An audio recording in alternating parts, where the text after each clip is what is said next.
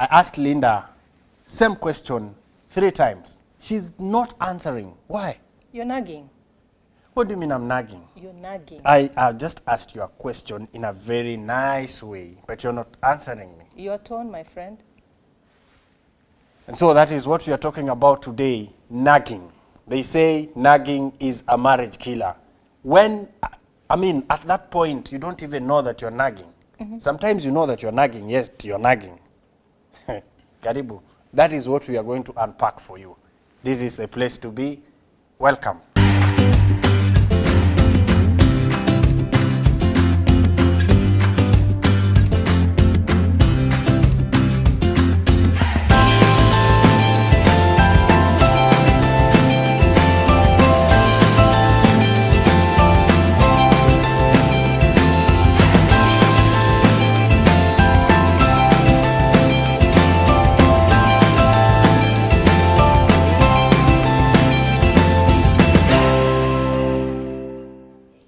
Questions are meant to have answers.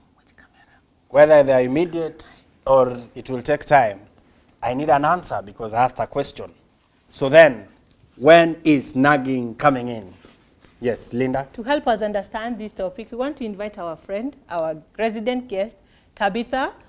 Welcome, Tabitha, and we want to apologize. Richard was not able to come today, but Tabitha represents her. Hi. Thank you. Karibu, Hi. karibu, How karibu. are you doing today? Fine, thank you. Karibu sana, Nice to- Tabi. Yes, Karibu. you look Nice to sharp. see you. Yeah. I also love the green. Thank you. Yeah. Now, the couple that is coming in next, Sure. they have been together since 1994. Oh, that's amazing. Now, That's a talk about long nagging. time. Yeah. I don't know whether someone has been nagging for over 20 I, years. they will tell us. They'll Yeah. definitely tell us. They'll tell us. Introducing John and Caroline. Karibuni. Karibuni sana. I'm told they recently their daughter wedded. How are you? So you are coming in with a Welcome, lot of welcome. information. Karibu sana. Karibu. Karibu sana, my friend. Karibu Welcome so sana. much. Ladies and gentlemen, we can take our seats. Thank you. And then we hit the How are road. the kids doing today? Sorry? How are the kids doing today? They are fine. Oh, okay. They are They're in fine. school. That's good. Very busy. Yeah. Yeah. That's good. So, John and Caroline, Yes. welcome to our living room. Thank you. And thank you for accepting to come and help us break down this nagging issue. I just want to put a disclaimer that they are not the best in nagging, that's why they're here. They are here to give us an experience, real life experience on nagging. So maybe we need to understand from your perspective, what is nagging, John? In the common person's language, nagging is pestering, asking the same question repeatedly until it is annoying. Yes. Asking the same question. But at that point, you're asking the same question. I almost asked the questionee, but the person you're asking this question is not responding. Why? Why? Because you see, you're asking the same question several times. But that is not for you. That is maybe I think for... at times we do that not knowing because you think it's not the right time to respond. You think that whatever you're being asked is not like really urgent to be responded to. So you're like, oh yeah, I will do it. Or sometimes You maybe, answer in your thoughts. or at times what happens, maybe the tone that you've used Yeah. while asking me the question will depend. I give you the same energy that you give me. Yeah. Okay. And So probably tit you're for also in the tat. middle of doing something. Yes. You're probably Oh, my in the day middle was of doing really something. bad. Yeah. So I see nagging here is being given another name, Caroline. If John asks a question and you repeatedly ignore, what is your intention? Well, I wouldn't just intentionally ignore. When I don't answer, there could be something else going on. I may not like the question itself, or I don't like the way he's asked it, or maybe I just didn't hear it. Or there could be some other external factors that are contributing. I'm already annoyed over something. I'm not in a talking mood. And he doesn't seem to see that I'm not in a talking mood. I think Carol just did I don't know. You said it so well. Yeah. I think we should just end the show there. But then before we end, Yeah. who nags more? Oh my. Both. They're looking The at each other. husband or the wife. I don't want to look at them Yeah. because they'll think I'm asking them the question. Yeah. But it is me, for I the think sake I of also- our viewer. I nag. I really nag. Yeah. Because when I ask, I really want a response there and then. But if the person is not responding, I want to ask because I want to be responded to. Yeah. So for me, I think I'm the nag. So according to experts here, they say that nagging is actually a toxic in communication. It is the killer, as we said. Yes. I agree. So then, but then we keep on nagging. Every single day we keep on nagging. So our problem, or our our problem to solve today is nagging. I asked a question, who nags more? But still we don't have this answer because I feel that women nag more. And I have my answers. But before I give you my answers, this question is to you, Caroline, because we still don't have an answer. Who nags more? Well, who nags more? Generally, over time, it has been said that women nag more, but as human beings, we tend to be defensive, and we are always right in our own eyes.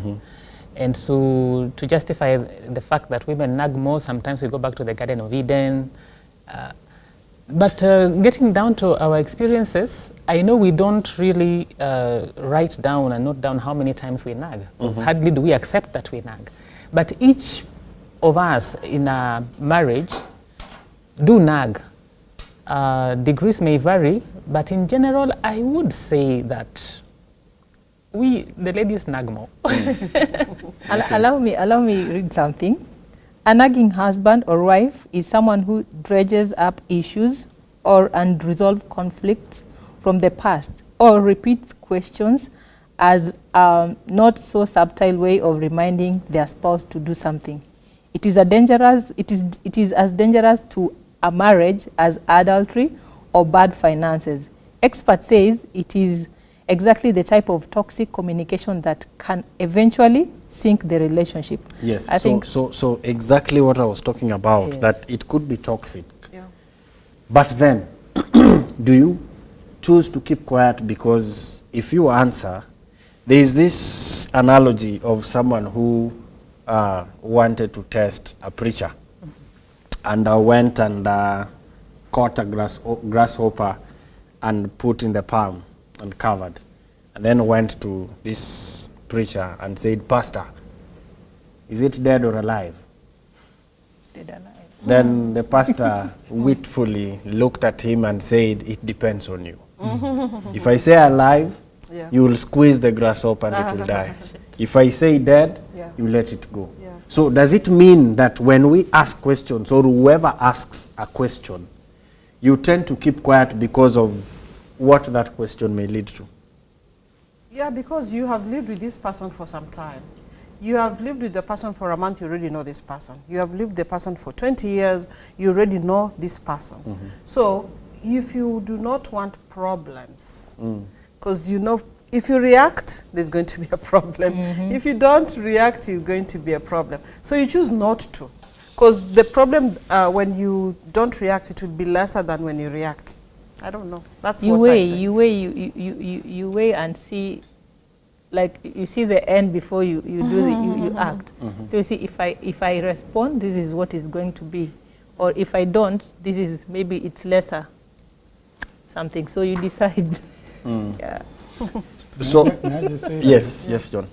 that even keeping quiet is a response. Yes. So when somebody has come on the attack verbally and you keep quiet, you are not going to let the verbal communication continue. Yes. Then the person will say, he doesn't even care, and stops there.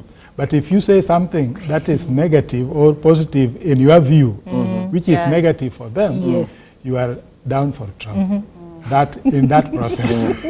So, just to understand it deeper, there are questions we ask, and we need to separate. We need to put a line when Linda comes home and then I'm like, how was work? She's not talking.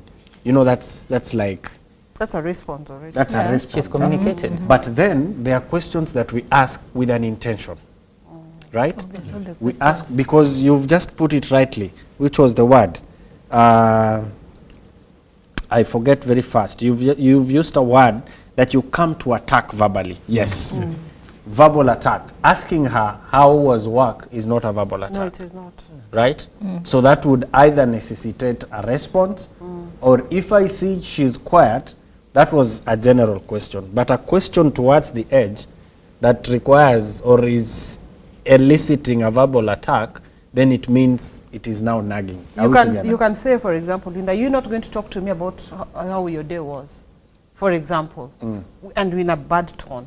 So that can also make the person feel. Yes. So the intonation, I may be right. I wanted to know how her day was. her day was. But the first one, she never answered. I don't know why. Maybe she didn't get me. But now when I come back the second time, I now move away from asking her how the day was to nagging, which is dangerous.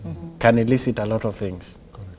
But suppose you are reframing the question because probably she didn't get it the first time, so you're asking again for her to hear and reframing it.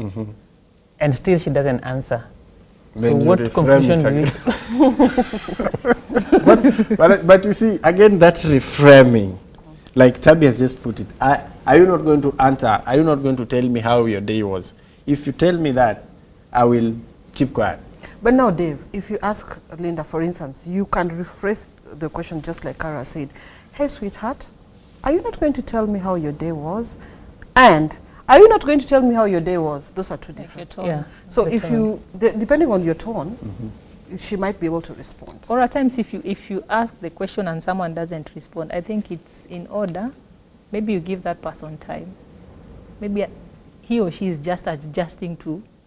So you give chance for someone. And the tonation may be correct, and yet the person is having a heavy baggage from work. So you are talking nicely because you are in a better mood at where you are. But that person is having a heavy load, heavy load on the head. Their reaction will tell you, let me stop for a while. Yeah, that's true. Yeah, so we need to put so many things in perspective. Okay, so it is a package. I think this topic is nagging. Let me read something. Both men and women nag alike.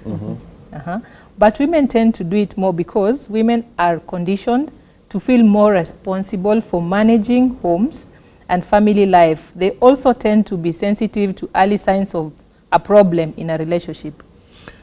Good. Now, this begs the question, how do you know if you are a nag or simply asking your partner to help you do something in a reasonable manner, what you're saying? How will you know? How will you know? Sometimes it is not easy to know. One, there are many people who do not even know that nagging exists and what defines nagging. But after coming to the knowledge of what really nagging is, which is not today, let me use myself as an example. I realized at some point in my life that I was a nag. Truth be told, I'm really a perfectionist. I arrive home and my eyes have seen 20 things that are wrong. That are wrong. Yes, 20 things that are wrong. I've not seen the positive ones. I've just seen all the wrong things.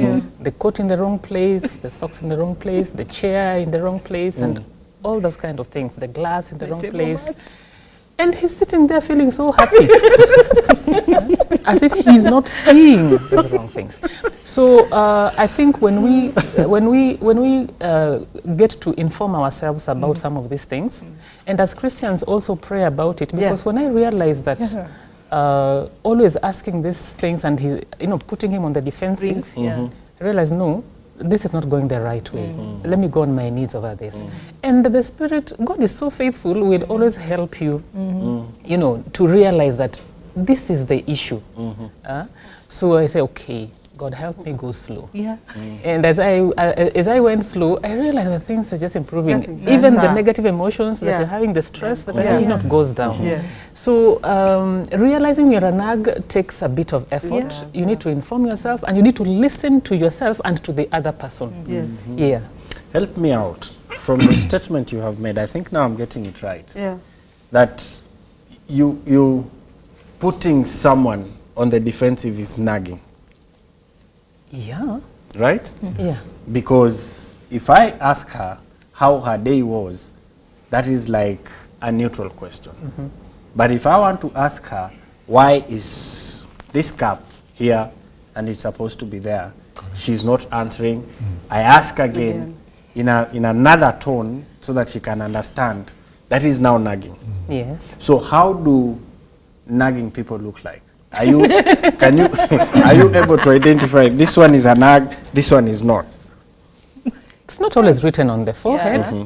No, you cannot tell. I mean, looking at Tabitha here, I cannot tell whether she's a nag or not. It is in the interaction, Yeah. that relating, that the nagging aspect will come out. Yeah. Okay, Will show. exactly. I like that. The interaction. Yeah, when you that is when you interact with- realize Yes. The person that. is a nag. Now let's talk about the signs. Because this nagging is a marriage killer. In fact, Linda has read something that is very, it is as dangerous to a marriage as adultery or bad finances. Imagine where nagging has been categorized, category A. She's breaking. Yeah, because it's a communication thing, Yeah. and poor communication Kills.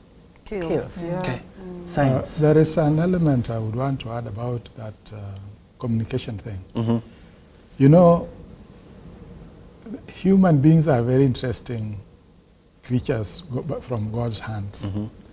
When Christ is not in the heart, it doesn't matter whether somebody comes with something positive, but because of the defense nature, which we got even from Genesis 3, we all know this, blame game.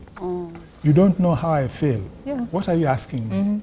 And there is no ability to go down and say, probably she has a good idea. Let me listen. Or probably he is quiet, not responding for some reason that I need to find out.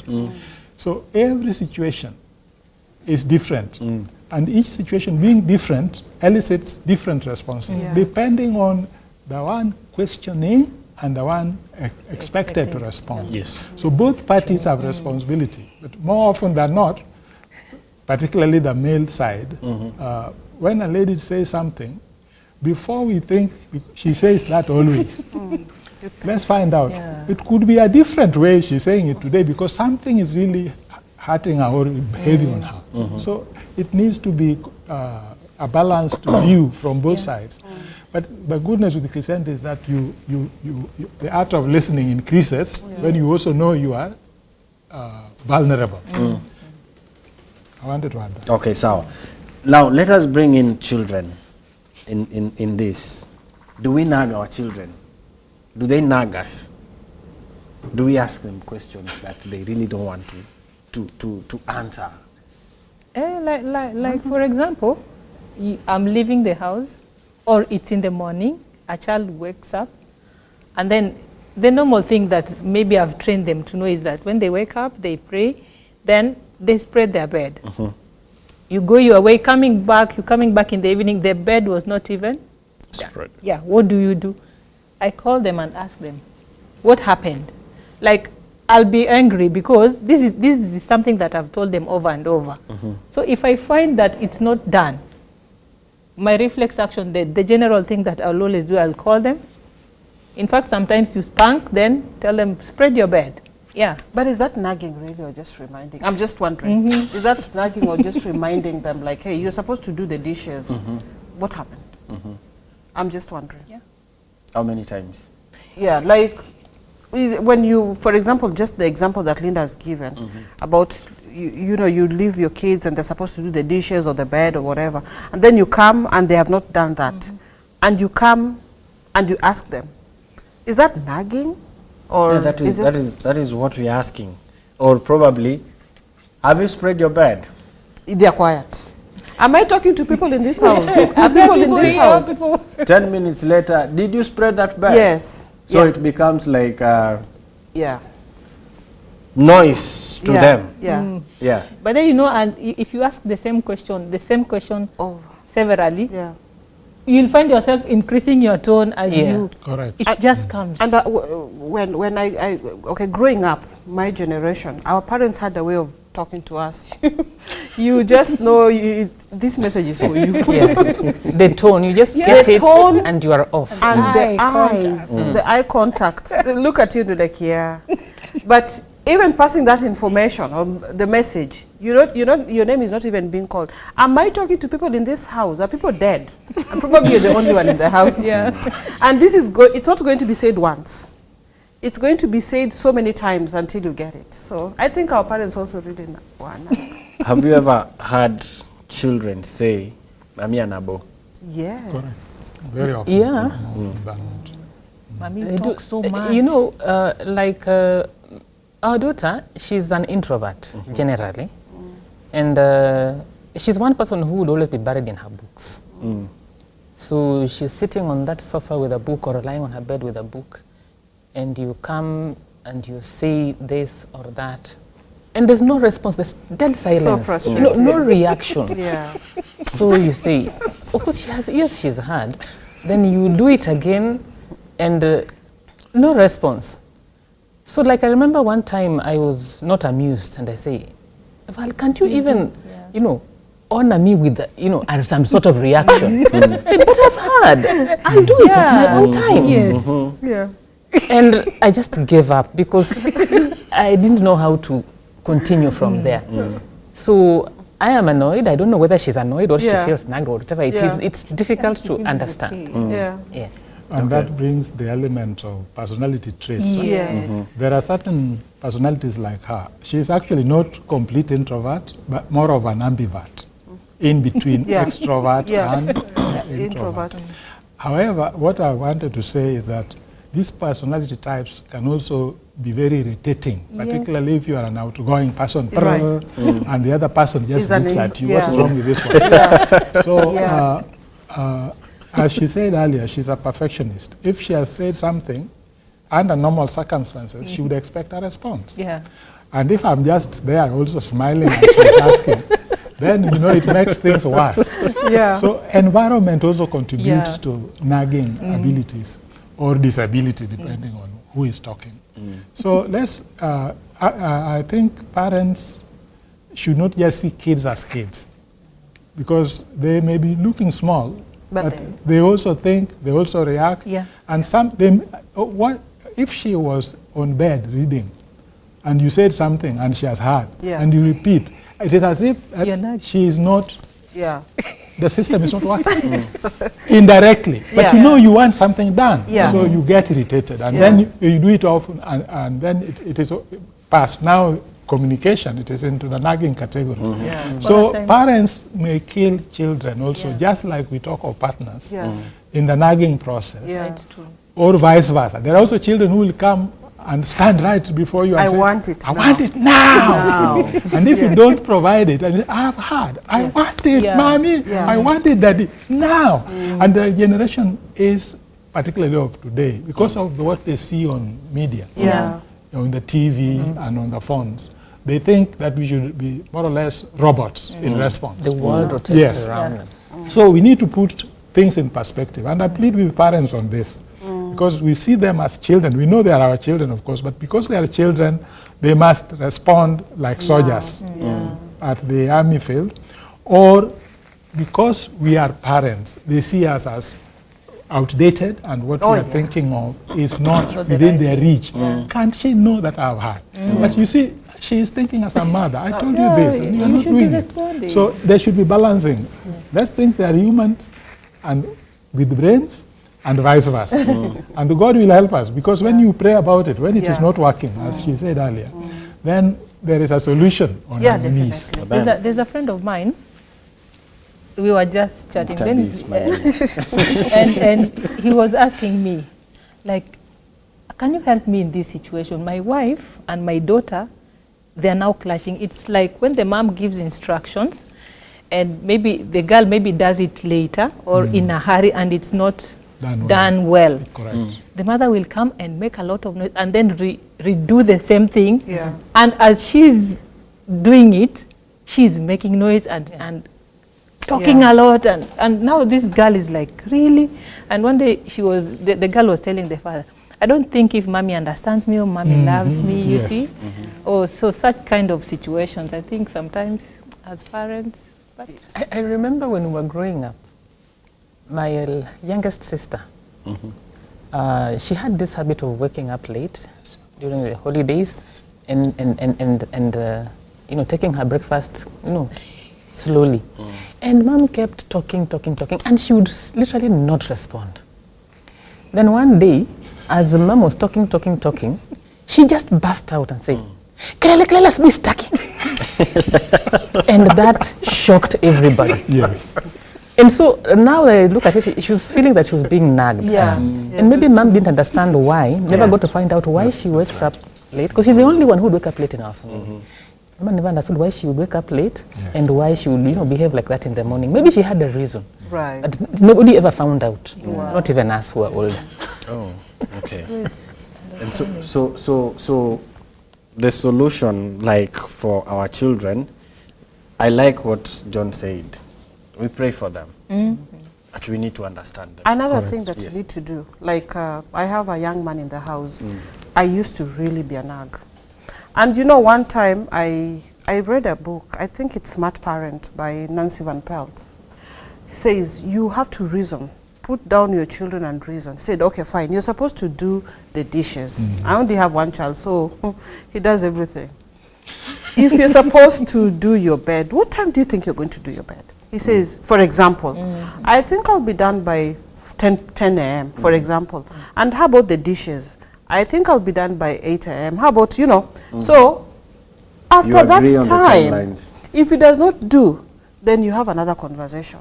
He'll also definitely feel guilty about it because he's the one who said by 10 a.m. he should be done. But remember, Caro, you said you're a perfectionist. When you say it has to be done now, that is what you expect as parents because that is how we grew up. Yeah. You do this and you expect...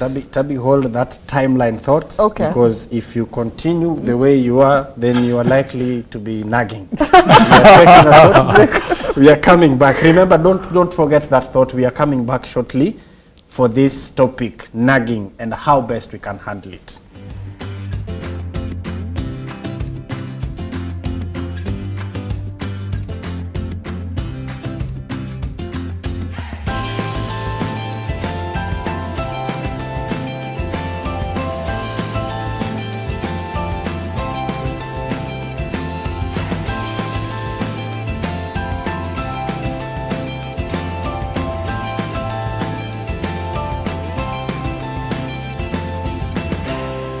Welcome back. Just before we went for that needed break, we were talking about nagging, spouses. When do you nag, or when do you get to know that you're nagging, and why exactly we nag? And Tabi was giving us a scenario. And I remember, or rather I know, that people of different temperaments like their things done in a certain way.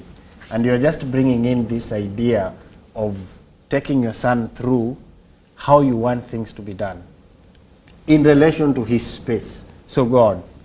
Yeah, so we came to an agreement that, hey, if you're supposed to do your bed at 8 o'clock, kindly let me not come to your room and find your bed not done. If we agree that you're going to do the dishes by 7 a.m., kindly let me not come to the kitchen and find the dishes not done. That way, it was so well, he kept his word. So I ended up not even nagging, because by repeating myself over and over. And when you repeat yourself once, or twice, sorry, it becomes worse than the first time. Yeah. And the third time, you end up adding even more words. Yeah, so at least it became a little peaceful. Okay. Yeah, so having a conversation, even, it doesn't have to be that young man in the house. It could be a 2-year-old baby. Even you know, it depends on the age, but you still have conversation with your child. Okay. They listen. Training. They train. Yeah, you train your child. Let me support. I'm coming back to you. Okay. Let me get John. There is You only know, a we are only problem. two here, so we There's need- only a problem of assumption. Yeah, Your son may have a personality type like yours, right, Yeah. so you can agree very easily. right. But had it been that he is an introvert, Yeah. he would have his own new deadline apart from yours that you had given. So that's what will irritate you, and that's what will make you nag. Yeah, But if you have the same personality, it is easier. Another thing is, if the son is somebody you have had in your experience for long, they know what you like and what you don't, and then they can also set their goals based on your personality yourself. Yeah. However, when you get married, this lady or this man you have met has no idea what makes you, what Yeah. constitutes you. Yeah. And that's where the problem is. He is an introvert because extroverts usually get introverts. They think they are easygoing to deal with. Yeah. Until you get there, you find that they are quiet, they set their own deadlines, they deal with you differently. And you, the extrovert, would like to have things done the way you want. Yeah. And then they say, whom do you think you are? That's where the Starts problem there, is. yeah. I've told you this repeatedly. So, Yeah. You don't have ears. So please. What happened? yes, yes. Yeah, on the child-parent relationship part, I think many a times, and maybe in our African setting, we tend to assume that the parent knows more, Yeah. knows everything, and the child knows nothing. Yeah. And so we impose what our standards are, what our ideas are, our thoughts onto the children. And so I want it done this way, that is how I want it. I never take time as a parent to find out who is this child, because this is another human being. Yes. Yes. Yeah. He may not have inherited from me, Traits maybe from from my great-grandfather. You see, so you need to find out who is this human being. Look at that child as another human being, another entity, and find out who the person is and how they like things done, Yeah. and reason with the person, like Tabitha was saying, involve them in the problem solving. Right. Like when I finally learned who my daughter was, life became easier. Yeah. She's very different from me. Yeah. Yeah. and she's flourished because of that. When she was understood, Yeah. then you can now get the best out of her. Yeah, that is. But when she's not understood and you are making judgments on her, Chaos. Continue chaos separating. continue. Yeah. Yes, Linda. On you had parent-child relationship, the book of Proverbs, chapter 22:6, it says, "Train up a child in the way he should go, and when he is old, he will not depart from it." I think the aspect of training, get to understand, training, it doesn't mean that you do it once, you do it continuously. And that is what you were trying to explain. Yes, except that verse is the basic thing for all families. However, let us be realistic. When is the time today when you can sit and train? Or is it the maid who trains? Yeah. Or is The it TV. the neighbors who train? Or is it the TV that does train? So our cardinal responsibility of parenthood must rest on that says the Lord. That's it. Train up a child the way he should go, and he'll not depart from it.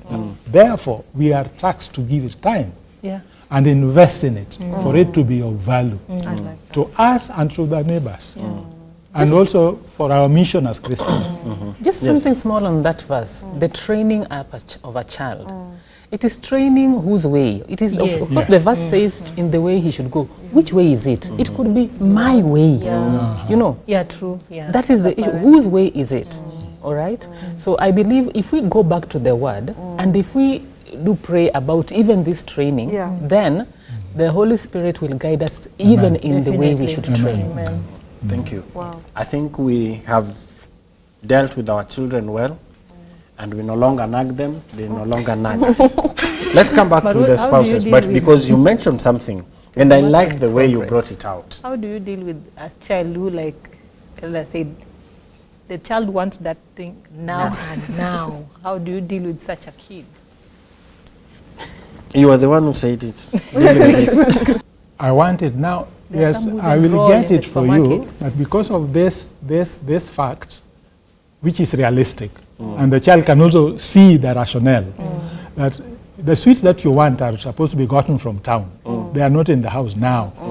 and I have to take a shower before I go to town. You know, we have to explain basic things. Yeah, that is true. And then the child will say, okay, but I still want it. Yes. But you have given them the space to reason with them, as Tabi said earlier, so that they also become part of the problem of not having the thing they want now. Otherwise, if you just say, I told you, keep quiet, it is, you are not going to get it as you want. No, and then they coil, but with a future fight in their hearts with you. Yeah, because you know, when this child comes to you and says, I want it now, they're expecting war. Or they're expecting negativity. And then they keep it for future reference. Correct. Like you say. You know what my son told me one time? He needed some, I don't know, I can't remember what he needed. I told him, you know what, I don't have money. And then, you know, he told me, don't worry, I can ask uncle to give you the money. And then when you get that money, you pay back. Yes. You had a where did you get this solution. idea from? They think very fast. They think very fast. Now let's come back to spouses. Yes. Husbands and wives. Like I said, we are good with the children. You might be a nagging spouse if you've created feelings of insecurity, resentment, anger, or any other thing.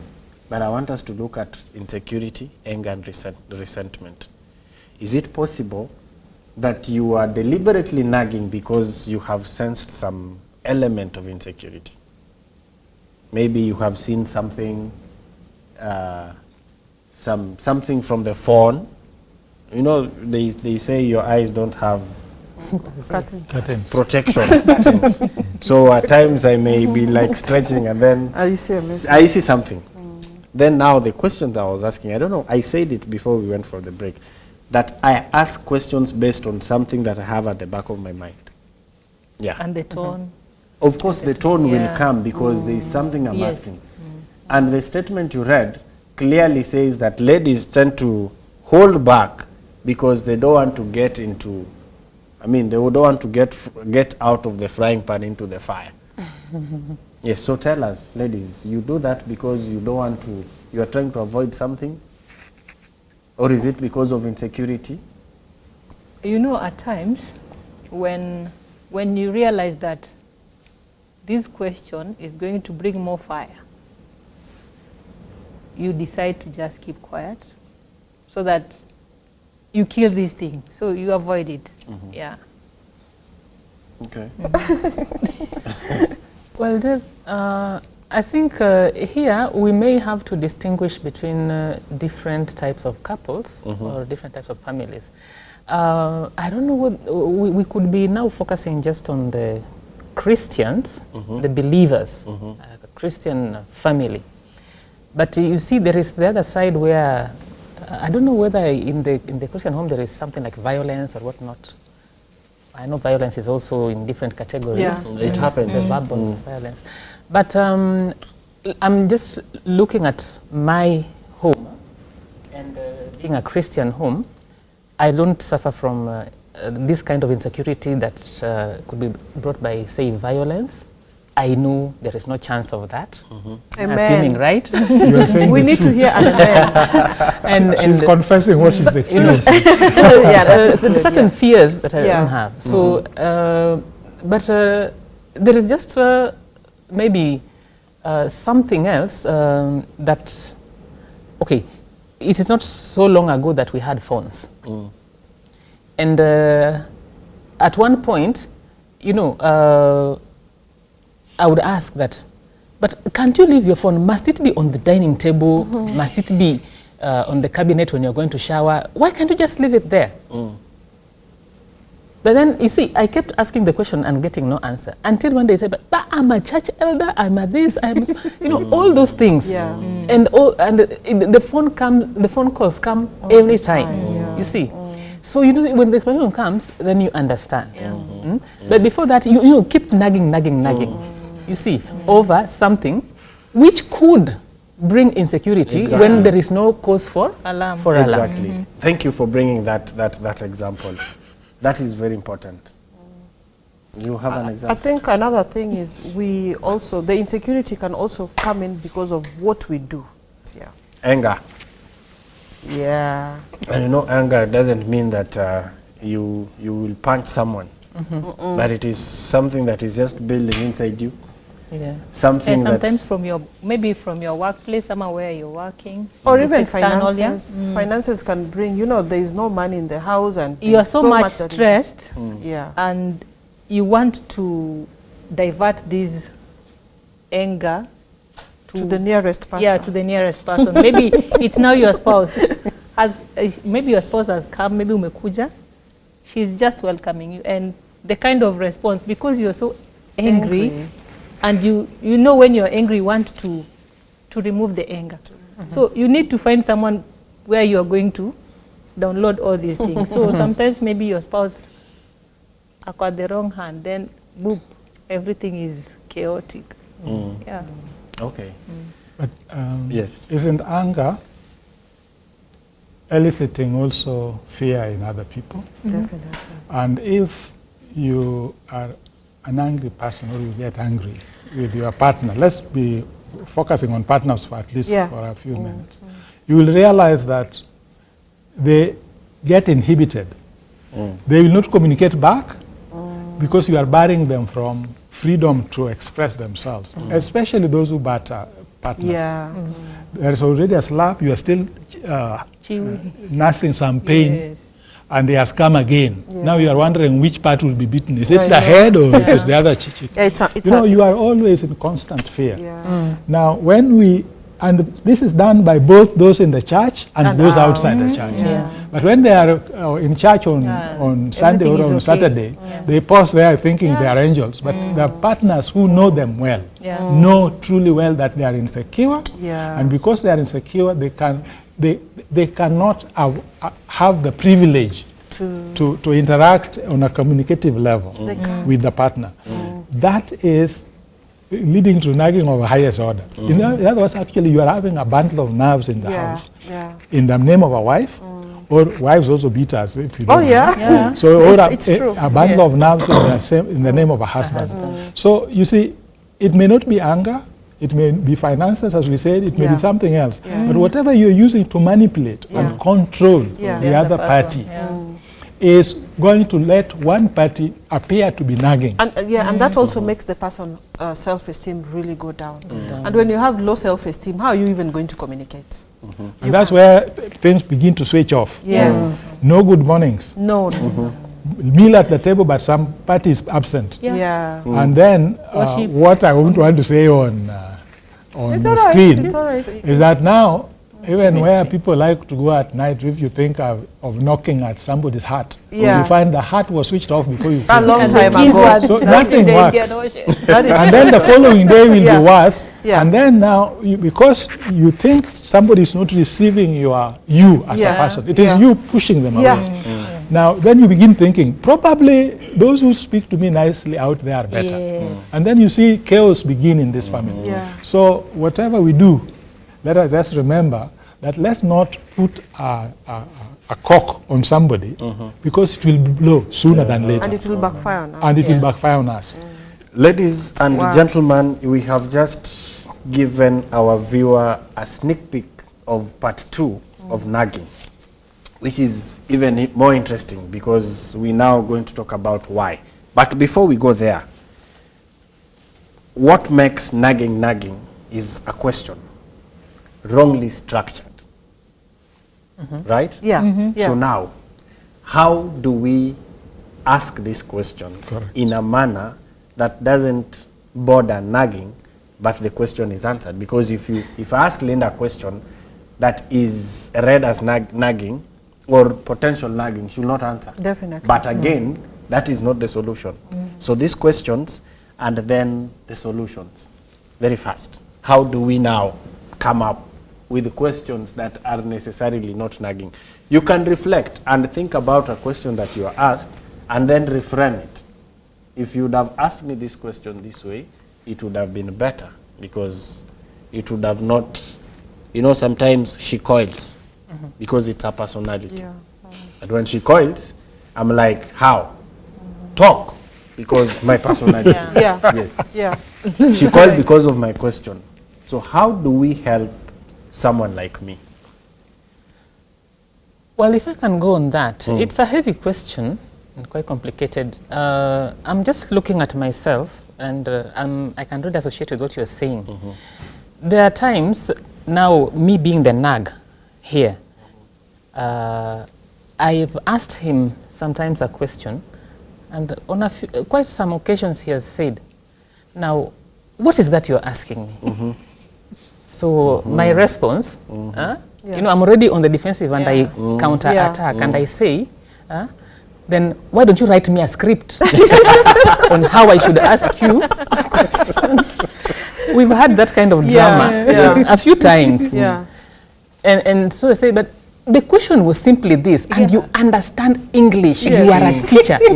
So, you know, later on, when I reflect on it, I realize that it's not helping. It goes on and on and on. So, to answer the question, I'd say, if I realize the question I have asked has not landed well, I should actually withdraw it, apologize for it, and, you know, we Christians normally say that prayer should be our breath. You know, I can simply ask God, help me refrain this, you know, or push it to another time if I'm not really in the mood of going over it again.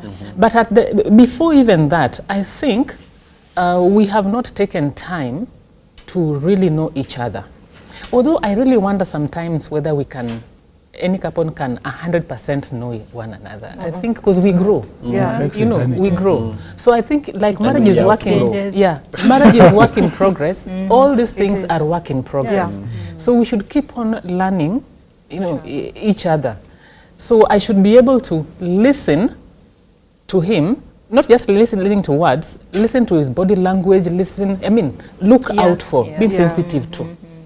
Body language, facial, you know, all that, the facial expression, the tone, be sensitive to that and know that here, I'm not because the same question maybe I asked today has not been well received, but 2 days ago, it was okay. I just wanted to give a point. Yes. Asking questions determine the responses you get. Exactly. And the energy. For instance, if the question is directed to me, and then I have to think very fast, what of me is at stake? Then I give an answer that will be commensurate with what I think is at stake. And if it is, for example, I thank God for her many times, and I tell people, I was even telling my mother the day before yesterday, that, you know, this lady has made me feel elated. Oh, wow. Why? Because if she realizes she asked it the wrong way, she will herself ask it in another way, which is better. Wow. And that better one for me will let us communicate and what we wanted to be done. Why am I saying so? We usually have questions that are geared for the other party, not for a communicative question so that it is both of us are on equal lines. And they are always accusative. You should have done this. Exactly. You should have done that. And when you come to me, I should have done, and I have not done. What do you expect? Right. That's where the problem is. So when she tells me, I wish we could have gone for a walk. Not, let's go for a walk. True. You know, then I have to think, maybe a walk is necessary at this time of the day, that she's come back from work, and I was busy on my laptop doing my online thing.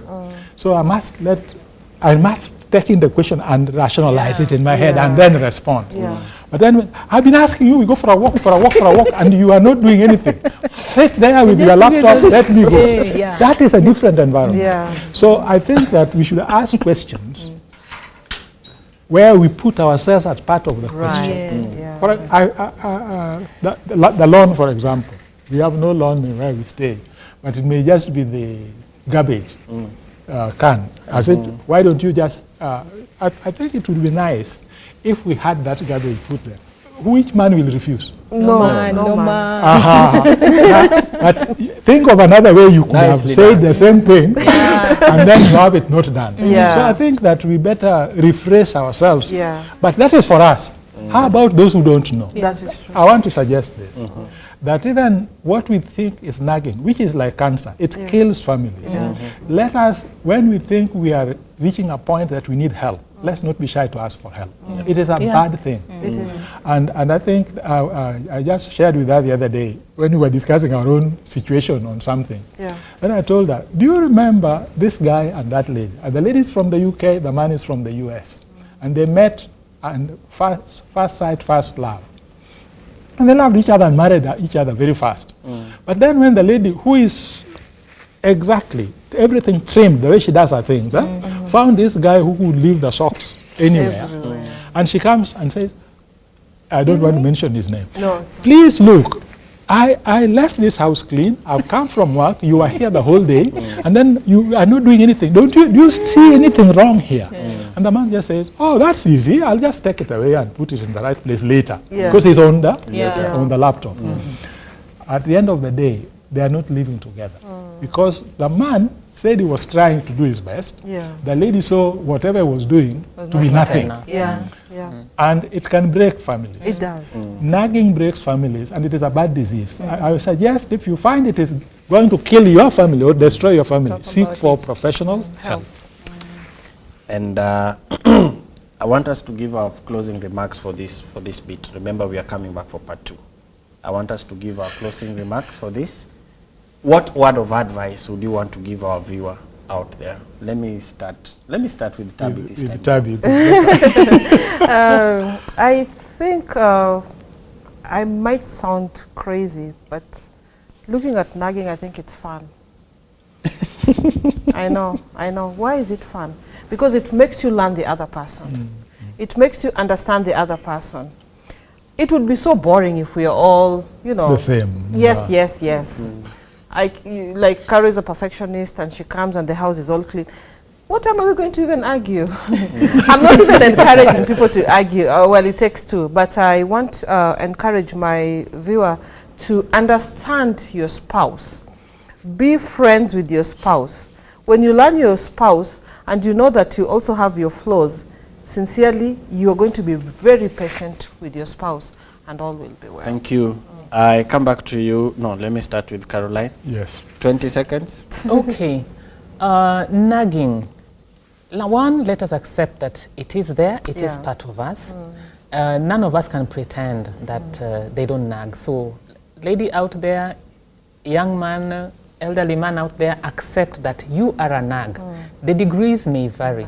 It is only when you accept that you do nag that you can deal with it. Thank you. And let us all accept each other because we are both nags and help each other to manage that situation. Thank you. John? Each one of us have got our strengths and weaknesses. And nagging is one of the weaknesses that cuts both sides.